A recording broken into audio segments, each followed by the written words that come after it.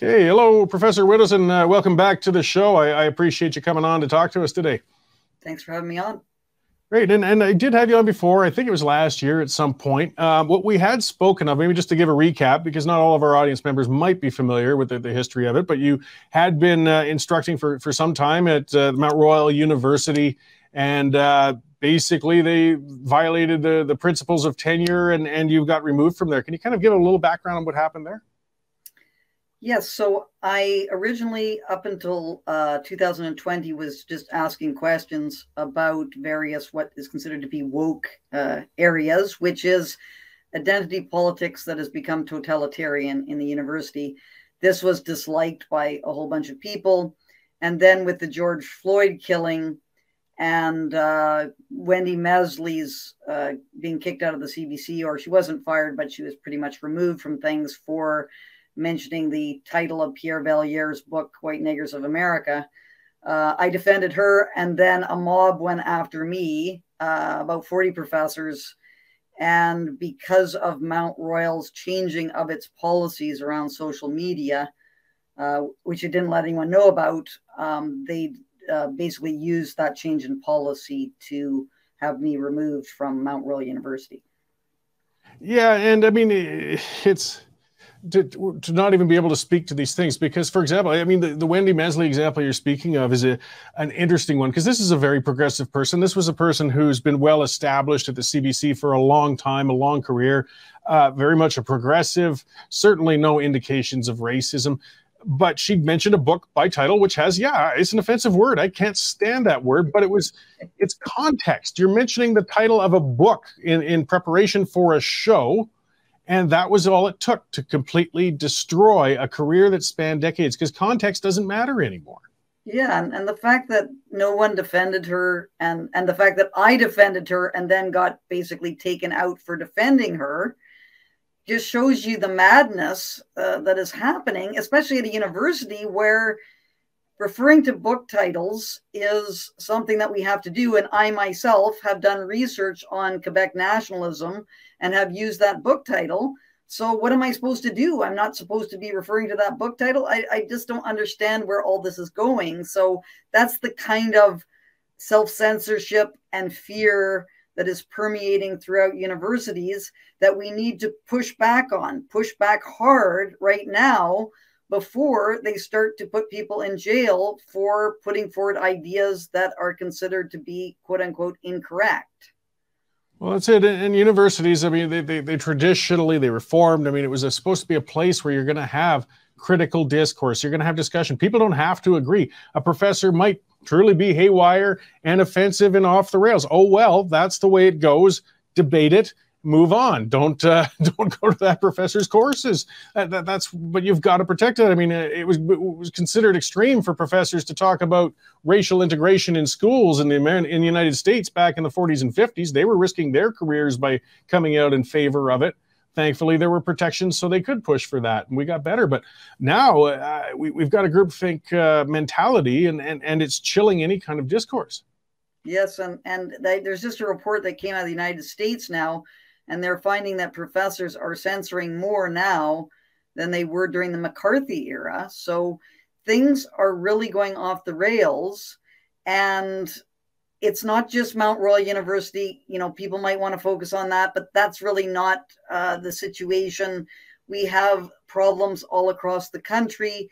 And it is due to the fact that the academic character of universities and the acceptance of the idea that you should be able to discuss all ideas at a university has now been completely usurped by this idea that if you say something that is hurtful to a member of a particular group, that should not be allowed because that's somehow making the university unsafe for those groups and is excluding them from the university, when in fact it's actually excluding them from the university to not enable them to become part of the conversation to try to determine many of the serious problems that are facing Indigenous people, for example, or trans activists or whatever the group might happen to be that's being protected.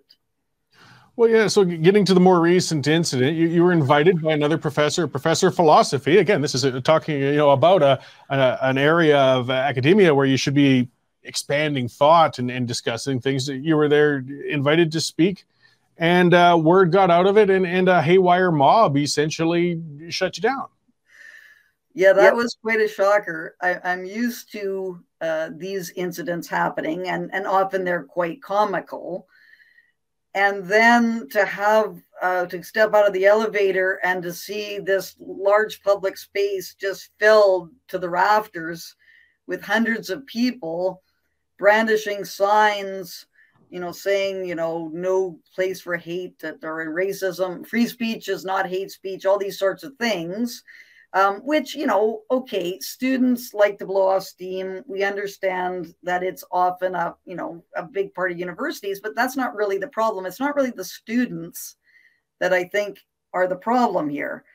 The problem is the administrators and the faculty.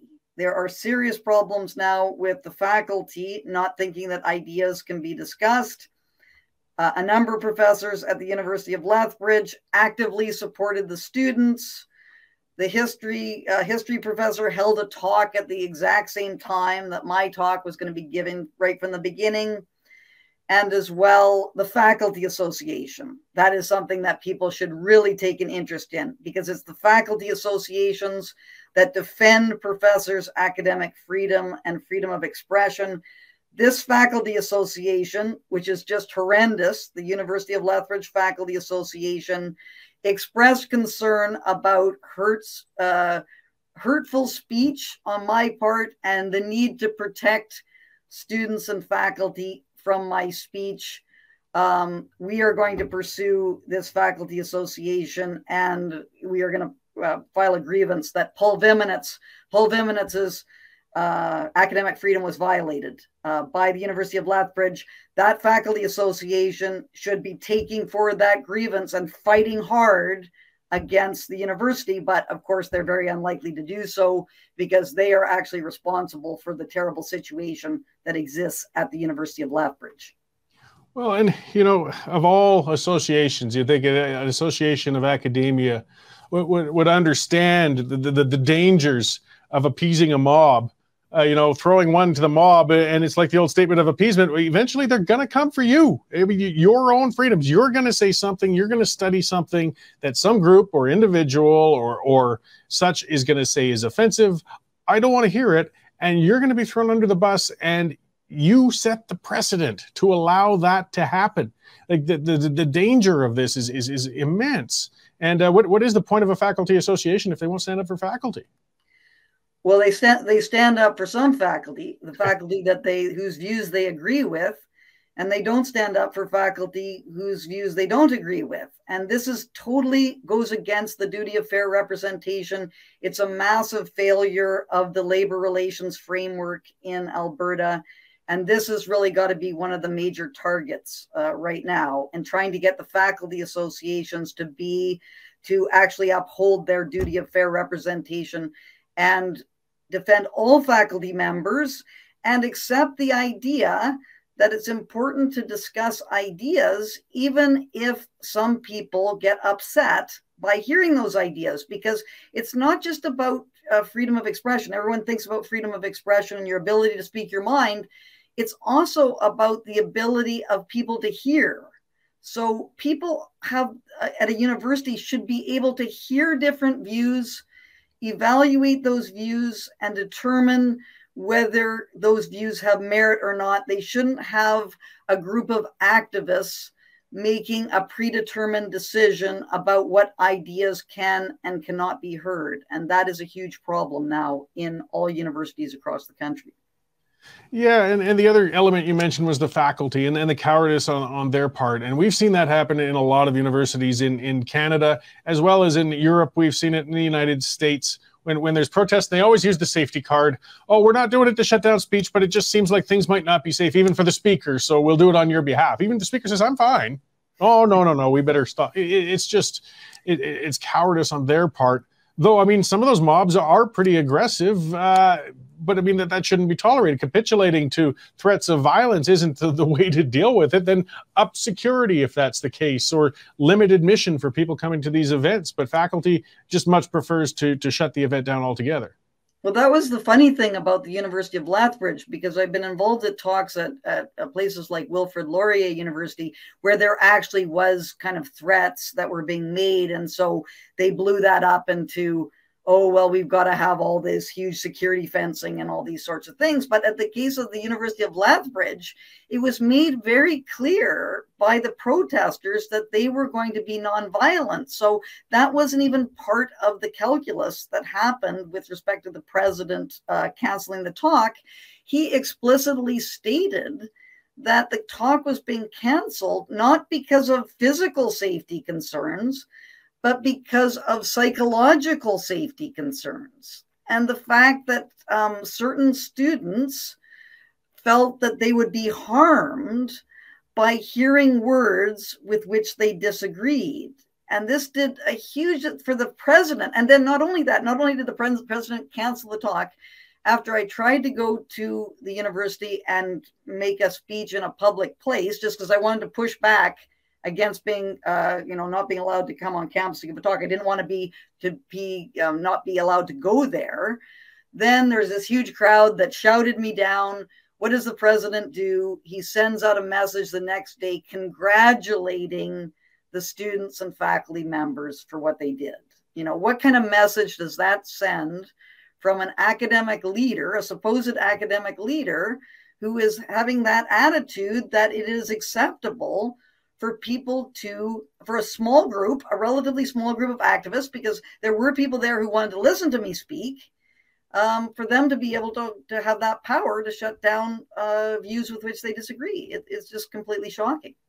Well, and so, I mean, a few years ago, there was a professor, he might still be at the University of Lethbridge, it just popped into my head, his name escapes me, but he was an avowed Marxist. He used to annoy the heck out of me. I mean, he was very controversial in my view and belligerent and offensive in his views. He would soft pedal even things such as the actions of Stalin and the people he harmed.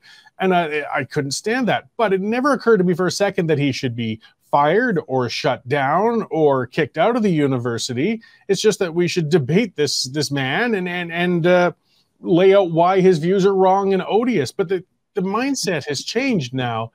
And what does it take, or what can we do, I guess is the question. I mean, it seems we've got a whole generation of snowflake students coming up that have been taught that if you have a temper tantrum, you don't have to hear anything that might offend your ears.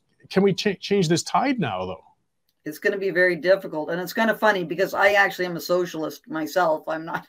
So I do have a very critical view of capitalism, but it's, people disagree with me and that's fine. And in fact, it's good for people to hear, if you're not a socialist, what the socialist position is so that you can more fully understand it. This is a huge battle now. Many of my colleagues say it's over. We're not going to be able to save the university. I have a more optimistic type of view myself. I think what is required is serious organization. So we need to have organization at the university level, at the national level, and at the international level, and somehow work to get all these entities kind of acting together. I am a board member for an organization called the Society for Academic Freedom and Scholarship, www.safs.ca. And what we want to do in that organization is organize local chapters for each university. And that's the kind of on the ground type of organizing work that has to be done so that you can introduce faculty members to other faculty members who want to protect the academic character of the university. You can bring the students in who are interested in this. You can bring in interested members of the public. So it's not very glamorous work to be doing that, but it's really the only hope, I think, is to act in that way. And that's what I'm going to be devoting the rest of my life to, I think, is to try to save universities. People don't realize how important universities are in terms of being a bulwark against these autocratic types of intrusions. If we lose our universities, we are going to have serious problems in terms of these sort of totalitarian impulses that we see already that are trying to assert themselves in Canadian society. Well, that's it, because the graduates of these universities are going to be moving into senior academic positions, senior bureaucratic positions in the country. They're going to be the regulators. They're going to be the ones that are managing a lot of aspects of our lives very soon. And we would like to think that they have some good, broad and tolerant views. But if they've been instilled with such an attitude of entitlement and closed-mindedness as we're seeing right now, we could be seeing a lot of much bigger trouble in 10 to 20 years. Yes, and one of the big areas which really scares me is the legal profession, because we rely on our courts to uphold principles such as the rule of law and equality under the law. Wokeism is completely opposed to that and has the idea of this intersectional scale of oppression. And if you are a member of an oppressed group, somehow the law should treat you differently than other people. And this is starting to infuse itself into the legal profession now. So I'm very, very worried that in not too long in the future, we will see these fundamental principles of the legal system being overturned by wokeism. And in fact, it's not far off. We had the Ward decision, which was successful, upheld freedom of expression, but I believe it was 5-4 was the decision. And that could have just, you need one more Supreme Court justice who starts to develop these kinds of woke ideas, totalitarian identity politics. And that decision is going to be overturned, and we aren't going to have freedom of expression rights anymore. As well, a very, very important example just happened. Leah Gazan, the MP, NDP MP, wants to criminalize saying that the residential schools are not genocidal. This is a major area of contention amongst historians, amongst many academics. For her to be saying that you should criminalize and put in jail people who have a dissenting position on this is just absolutely outrageous. And the fact that it's being accepted and there's not a huge outpouring of opposition is an indication of how close we are to having complete, autocratic types of processes take over our society. Yeah, well, our elected officials, even the ones who have trouble with it, are afraid of that trap. And that's what it is a trap. Because if you speak against it, you're saying, oh, so you're trying to say the residential schools were good. Or you're of course, the racist word is almost immediately thrown out if somebody questions it. And often they're just too scared to take on that battle, so they let it slide by. But when you have a legal precedent that would legally shut down discourse on something that's definitely still very much in the investigative point of establishing in history, boy, that's a river we don't want to cross. It's true. And even if, it's an idea that's wrong, like you should be entitled to be wrong, because that's how we figure things out. If you don't want to utter something for fear that it's wrong and therefore it's not going to be allowed, then you will not be able to enter into that investigation and see, and it's possible there might be part of it that's right. All these kinds of very, very complex kinds of questions that need to be examined openly and without fear that you're going to be subjected to some kind of punishment just for trying to figure it out. And in the end, well, maybe it's incorrect, but, still you've learned something by being corrected, by trying to understand something more fully. So I think the universities and what's happening in the universities is permeating into all aspects of society. And I am very afraid for the future. It wasn't that long ago where universities were functioning properly. And really, it's only been in the last 5-10 years that we've had this takeover, and it's on the move. It's not going to stop where it is now. It needs people to really take it seriously and really to fight back against it. And a couple of commenters, Terry French and Tom Abbott, I see the name, of course, Jordan Peterson has come up. And I think of others like Gad Saad, though he hasn't been canceled. He's been very critical of these things. But it's typically once they're outside the institution that they do that. But I mean, there is new platforms being given, I guess, to some outspoken people that are gaining some steam and bringing this into discussion. But do you think they can make change, or are they going to be taking part in this organization of trying for academia and supporting it? I hope so. We have had Jordan Peterson and Gad Saad come and give talks at the Society for Academic Freedom and Scholarship. But it's difficult when you become a celebrity, because then it's easier just to go and talk to large crowds, which is I'm not trying to downplay that, because I think that's very important. And both Gad Saad and Jordan Peterson, I've learned a lot from them. I really enjoy listening to them. We disagree on a number of things, obviously, but there's nothing wrong with that. But I admire their principled defense of academic freedom and freedom of expression. But unfortunately, I think if it's going to be successful trying to pull our universities back, it's going to be doing the hard, task that is not very glamorous, as I said before, of going into each university and trying to find the people there who support these principles, and then giving them some kind of organizational support. Because that's very, very important for professors, is that if you stand up for the university and you're an individual, you will be taken out. There's no doubt about it. And these administrators, and you don't have your faculty association to protect you.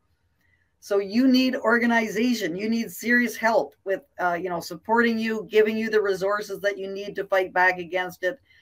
That is the kind of work that has to be done. And I am currently, once I get through all my own, difficulties with Mount Royal University, I'm really looking forward to working much more in a hands-on fashion at the local university level, and trying to tie each of those universities in to the national organization that is in existence, and then the very, very good international organizations. I just mentioned FIRE, which is the Foundation for Individual Rights and Expression, I think, in the United States, the Free Speech Union in the United Kingdom. There's a number of organizations like this. But the problem is we're all kind of working sort of separately, when we need to kind of have this sort of networking type of approach where we tie everyone together so that we can act in a more kind of unified, organized fashion to try to save our universities, which are failing